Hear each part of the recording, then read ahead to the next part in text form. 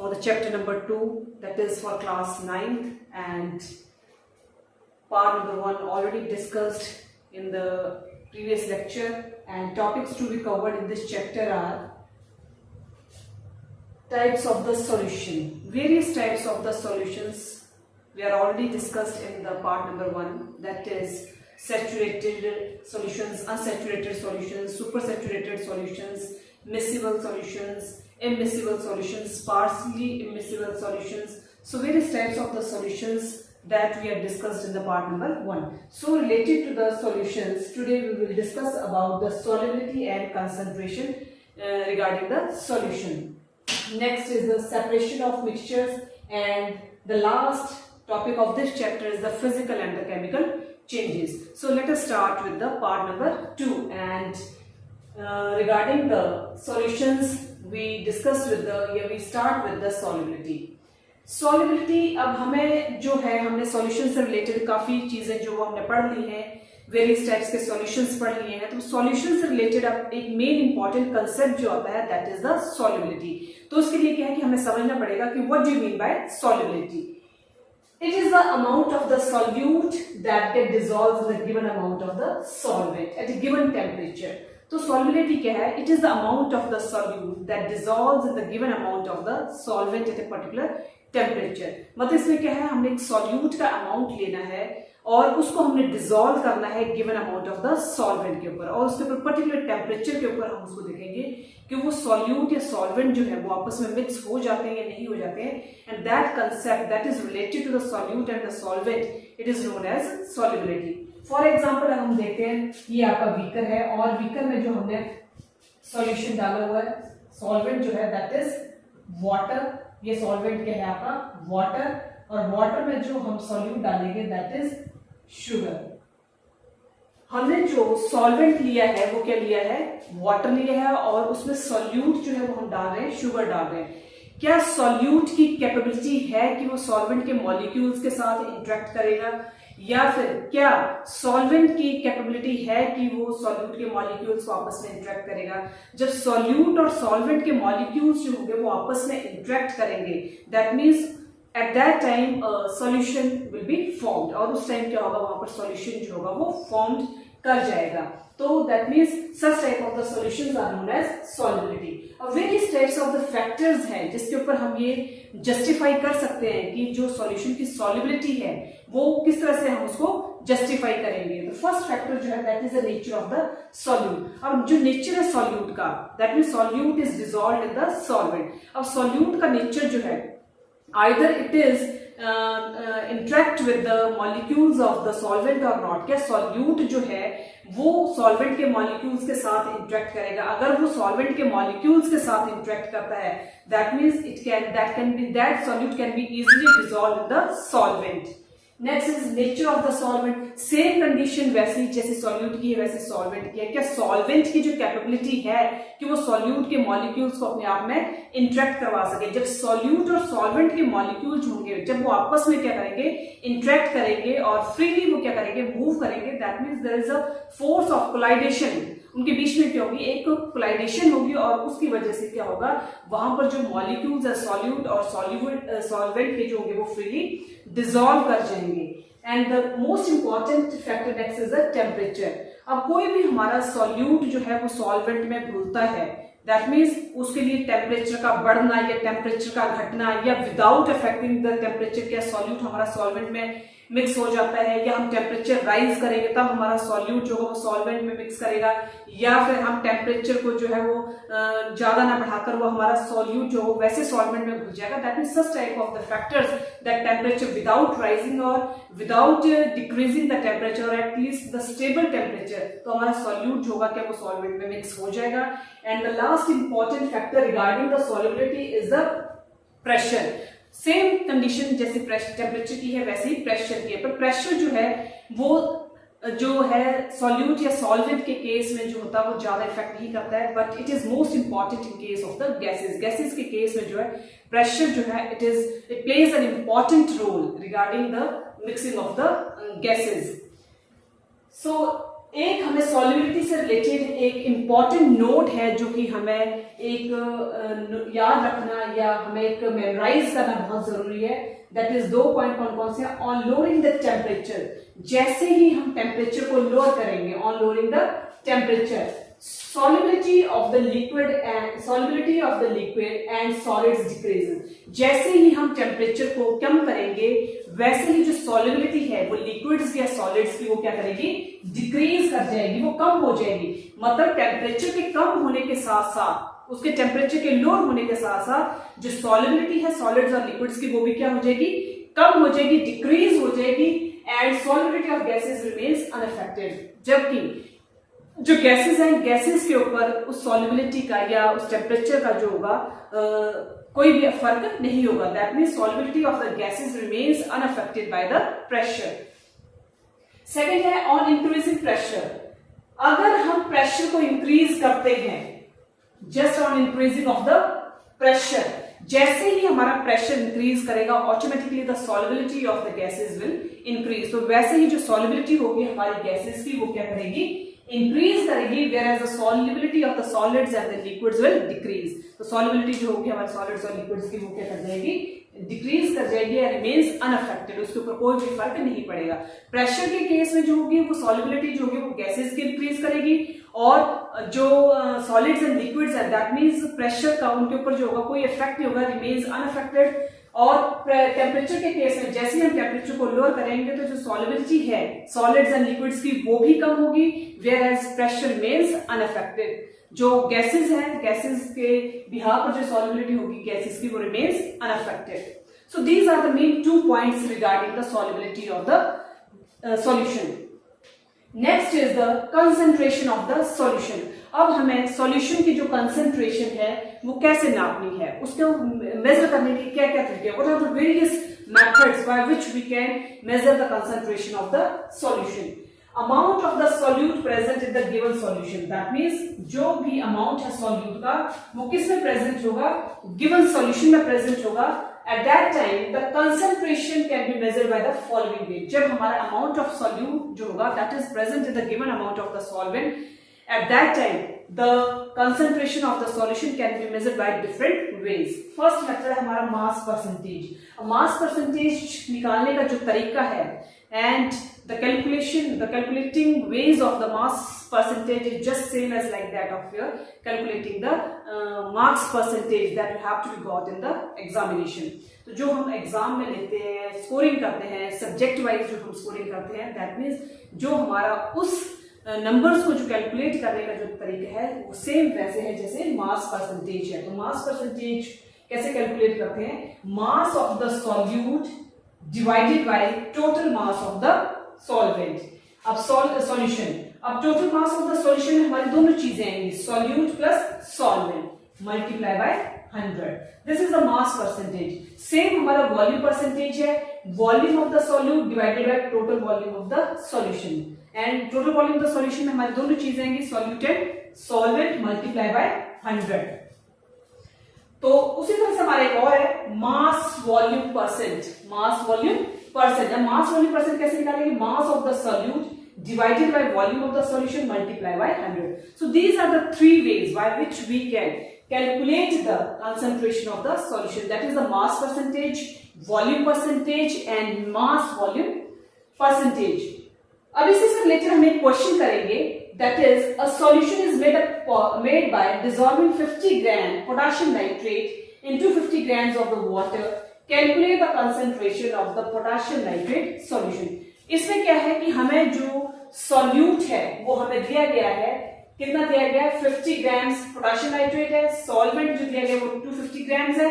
अब हमें जो मेजर करनी है that is the concentration of the potassium nitrate. तो हम सबसे पहले ले लेते हैं मास। मास कितना है? That is 50 grams. मास किस चीज का है? सॉल्यूट का। नेक्स्ट हमारे पास है वॉल्यूम, सॉल्वेंट का कितना है? 250 ग्राम्स। अब हमने मास परसेंटेज निकालनी है, तो मास परसेंटेज निकालने का फॉर्मूला क्या है? मास परसेंटेज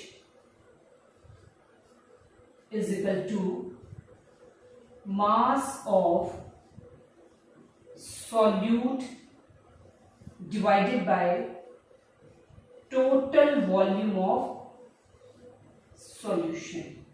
तो मास ऑफ द सॉल्यूट हमारे पास कितना है 50 grams. Total volume of the solution क्या आ गया दैट इज वॉल्यूम सॉल्वेंट कितना है 250 और टोटल वॉल्यूम में सॉल्यूशन और सॉल्वेंट का लेते हैं that means 250 plus 50 that is 300 multiply by 100 0 से 0 कट गया दैट मींस 50/3 परसेंटेज. इसको आप डेसिमल्स में भी निकाल सकते हैं. सो this is the criteria for calculating the concentration of the solution, and by 3 ways we can calculate the concentration of the solution, that is number 1 mass percentage, number 2 volume percentage, and the number 3 is mass volume percentage.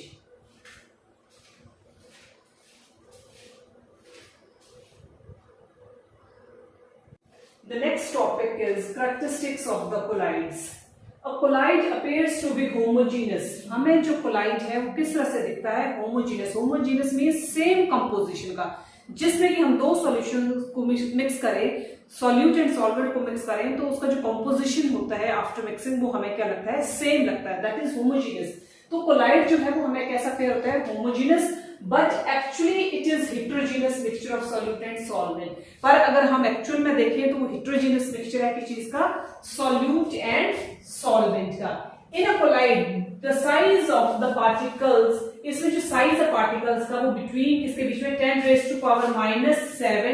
And 10⁻⁹.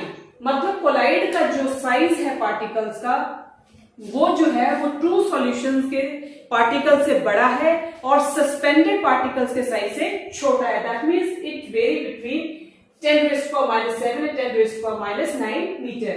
In a colloid, the dispersed particles can be seen with a powerful microscope. अब जो collide की जो particles हैं इनका size जो है ना तो वो ज्यादा बड़ा है ना ज्यादा छोटा है. That means the particles of the colloidal solution can be seen with the help of a powerful microscope. The particles can pass through, अब इसके जो particles हैं they can pass through ordinary filter paper. अब इनके particles को collide के जो particles हैं इनके पार्टिकल्स को हम पास थ्रू कर सकते हैं with the help of the ordinary filter paper.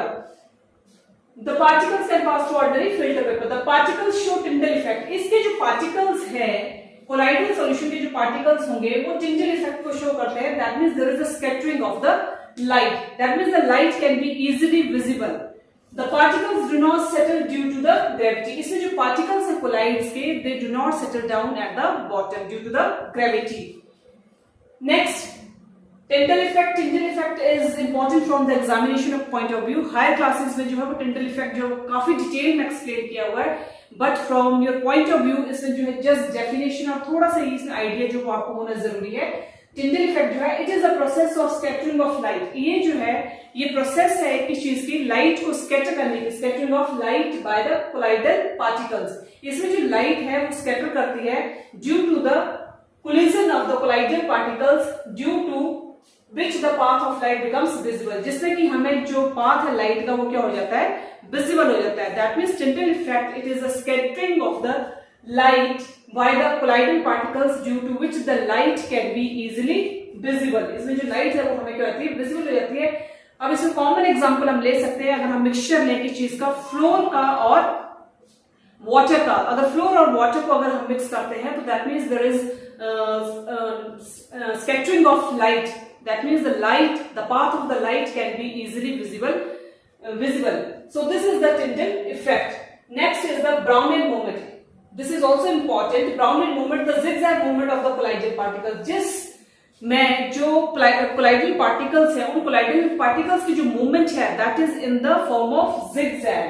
This is known as the Brownian moment. तो यहाँ पर जो हमारे ये colloidal particles होते हैं that means वो किस तरह से होते हैं वो zigzag movement में होते हैं और वो easily एक दूसरे को क्या करते हैं हिट करते हैं. और हिट करने से क्या होता है कि उनके बीच में जो है वो एक क्या बनता जाता है एक zigzag मूवमेंट बनती जाती है. तो जिसको कि हम क्या कहते हैं Brownian मूवमेंट. नेक्स्ट अब हमारा टॉपिक आता है कि अब हमने डिफरेंट टाइप्स के मिक्सचर पढ़े हैं तो अब उन मिक्सचर्स में हम एक टेक्निक पढ़ेंगे कुछ कि the techniques to separate component of mixture, कौन कौन सी ऐसी टेक्निक्स हैं जिनसे कि हम जो मिक्सचर्स के कंपोनेंट है उनको सेपरेट कर सकते हैं। तो हमने पहले भी पढ़ा था कि these mixtures can be easily separated by the physical methods. कोई भी फिजिकल मेथड अगर हम इसके ऊपर अप्लाई करते हैं तो that means the particles of the mixture can be easily separated. तो इसमें हमने कॉमन सा एक एग्जांपल लेंगे, इवेपोरेशन मेथड। अब इवेपोरेशन मेथड जो होता है this is the most commonly used method, and इस मेथड में क्या होता है कि जब हम कोई दो सॉल्यूशंस को मिक्स करते हैं और मिक्स करने के बाद अगर हम उनको हीट करें तो हीट करने के बाद क्या होता है कि जो वाटर है वो क्या होता है, वो वेपर्स की फॉर्म में जो होता है वो निकल जाता है और जो रेस्ट पार्टिकल्स होते हैं उसके सेटल डाउन रहते हैं।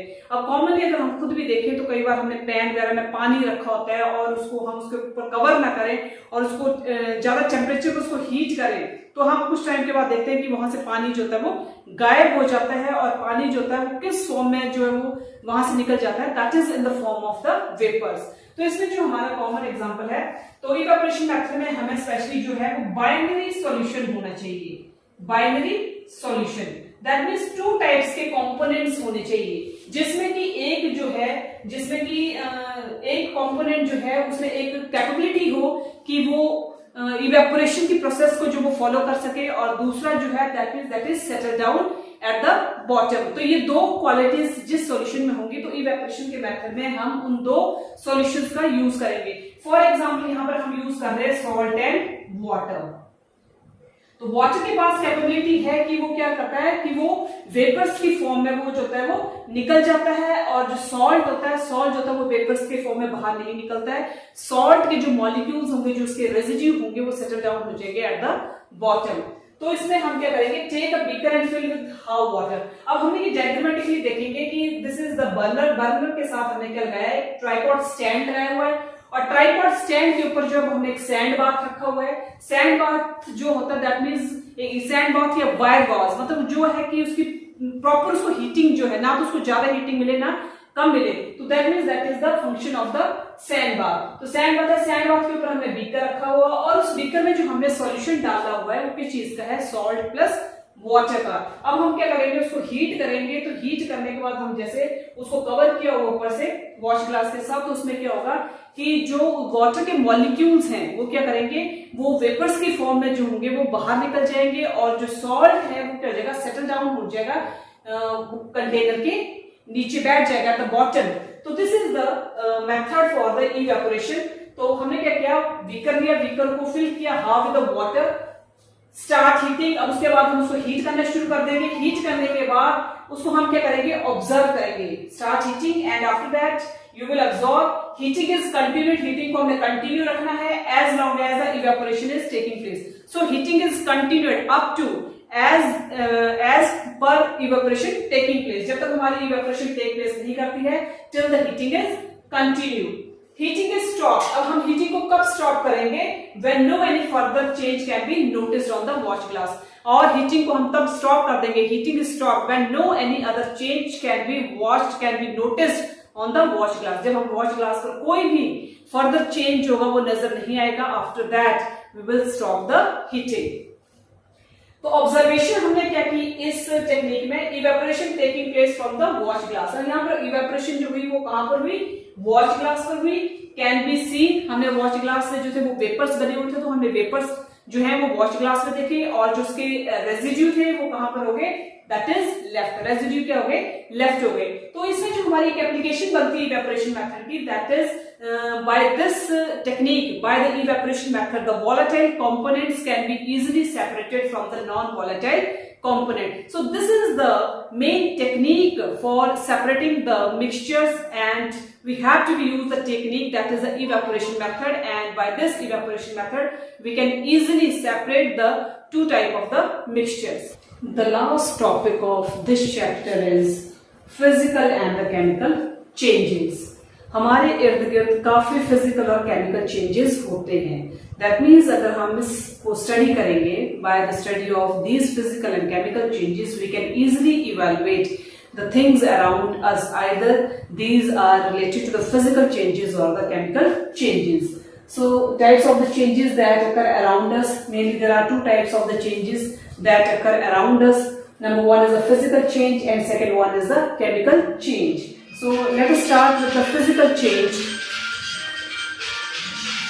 So let us start with the physical change. Physical change, it is a change in which no new substance is formed. Physical change एक ऐसा substance है जहां पर कि कोई भी नया substance नहीं बनता है. That means there is no formation of any other new substance. अब जैसे फॉर एग्जाम्पल है ग्लोइंग ऑफ बल्ब. बल्ब जो है वो जलता है, तो उसमें क्या है कि बल्ब का जलना जो है वो किसी एक नए सब्सटेंस की फॉर्मेशन नहीं कर रहा है. That means there is no formation of any new other substance. And अगर हम देखते हैं कि जो आपका आइस है वो क्या बनाता है, लिक्विड बनाता है. तो आइस से लिक्विड तो बन रहा है पर there is no any formation of new substance. पर वहां पर कोई भी फॉर्मेशन जो है वो नहीं हो रही है. Formation, no formation of new substance. So this is the physical change. तो ये क्या कहलाएगा, फिजिकल चेंज.